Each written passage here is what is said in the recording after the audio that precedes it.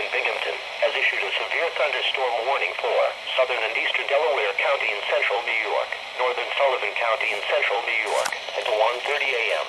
At 12:26 a.m., National Weather Service Doppler radar indicated a line of severe thunderstorms capable of producing quarter-size hail and damaging winds in excess of 60 miles per hour. These storms were located along a line extending from Roxbury to Margaretville to Corbett to Fish's Eddy and moving east-southeast at 60 miles per hour.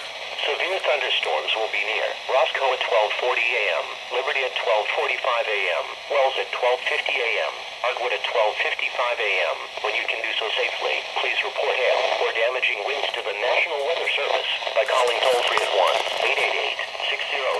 1-888-603-1402 or by email at bgm.stormreport@noaa.gov. If you are in the path of this storm, seek shelter indoors and stay away from windows. This storm has a history of producing destructive winds and large damaging hail. Seek shelter now inside a sturdy structure and stay away from windows.